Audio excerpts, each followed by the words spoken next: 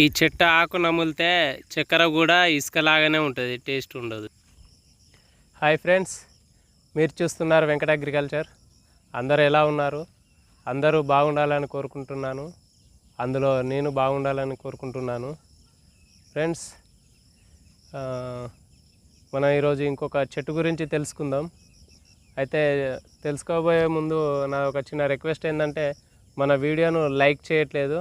మన వీడియోని లైక్ చేయండి. ఎందుకంటే ఇలాంటి చెట్ల గురించి చెప్పేటోళ్ళు చాలా రేరు. ఎందుకంటే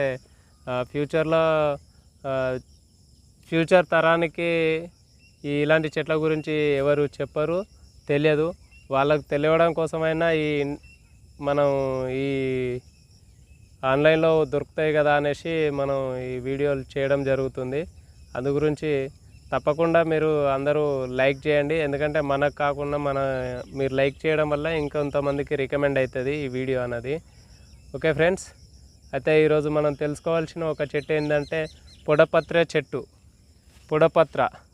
పొడపత్ర చెట్టు అని అంటే ఇగో ఇక్కడ ఉంది చూడండి.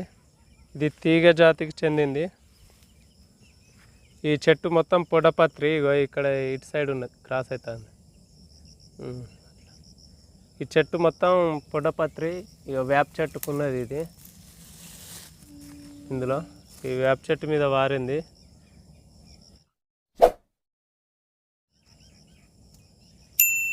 చూడండి, ఇక ఇది పొడపత్రి. ఇట్లా తీగ జాతికి చెందింది. అయితే ఈ పొడపత్రి చెట్టు చాలా ఉపయోగాలు ఉన్నాయి. ఆయుర్వేదంలో చాలా ఉపయోగిస్తారు. ఎందుకు ఇది ఇప్పుడు చెప్తున్నానంటే, ఈ సీజన్లో మనం ఎక్కువగా పశువులను కొడుతూ ఉంటాం. మేకలను కానీ గొర్రెలను కానీ లేదంటే పశువులను వేటినైనా కొడుతూ ఉంటాం కదా. కొడుతూ ఉంటే వాటి కళ్ళకు కనుక దెబ్బ తగిలినట్టయితే ఎందుకంటే కన్ను కనబడదు కదా. ఈ కన్ను కనబడదు కాబట్టి ఈ చెట్టు ఈ ఆకులు తీసి ఇట్లా నలిపితే మనకు రసం టైప్ వస్తుంది. ఆ రసాన్ని ఆ కంట్లో వేస్తే ఈ కన్ను అనేది కనబడుతుంది. అంత మంచిది ఇది. ఈ చెట్టు ఒక ఆకు అంత మంచిగా ఉపయోగపడుతుంది. అంటే ఏ డాక్టర్కి మనం వెళ్ళి చేయడం వల్ల ఎంత లేట్ అవుతుందో తెలియదు, కానీ ఈ ఆకు వాడినంత ఎంత తొందరలో మనం వాడితే అంత తొందరలో మంచిగా కన్ను అనేది కనబడుతుంది. పశువులకు కానీ ఆవులకు కానీ లేదంటే మేకలు గొర్రెలు ఏదైనా సరే. అలాగే ఈ ఆకు మనకు తెలియదు అందరికీ పొడపత్రి చెట్టు ఎట్లా ఉంటుందో తెలియదు. అంటే ఇప్పుడు ఇట్లా నేను చూపెడుతున్నా కదా, ఈ ఆకు అంటే ఇలాంటి ఎన్నో రకాలుగా ఉంటాయి. కాకపోతే ఈ ఆకు తెలుసుకోవడానికి ఎలా అంటే, దీన్ని మనం నోట్లో వేసి నములితే మనకు రసం అనేది వచ్చేస్తుంది. రసం అని వచ్చినప్పుడు షుగర్ అంటే చక్కెర తెలుసు కదా, ఆ చక్కెర తీసుకొని కొంచెం నోట్లో వేసుకోవాలి.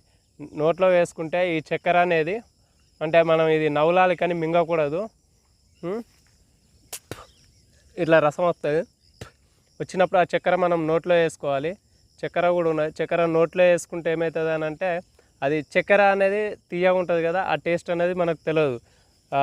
సేమ్ ఇసుక నవిలినట్టుగా ఉంటుంది, కానీ ఆ చక్కెర లాగా మనకు టేస్ట్ అనేది తెలియదు. అంటే ఈ చెట్టు అదేనా కాదా తెలుసుకోవాలని అంటే ఇప్పుడు నేను చెప్పింది ఈ చక్కెర ఉపయోగించి మనం తెలుసుకోవచ్చు. అలాగే ఇది షుగర్ వ్యాధికి చాలా మంచి పనిచేస్తుంది.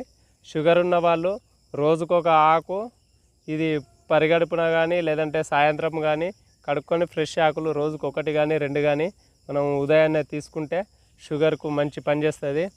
అలాగే మనకు కూడా ఈ కళ్ళు ఒకవేళ కనబడతలేదు లేదంటే పొరల్లాగా వచ్చినట్టయితే ఒక డ్రాప్ ఇట్లా నలిస్తే రసం వస్తుంది కదా, ఒక డ్రాప్ రోజు పొద్దున ఒక డ్రాప్ మనం కంటిలో వేసుకొని ఒక 15 నిమిషాలు మంట ఉంటుంది.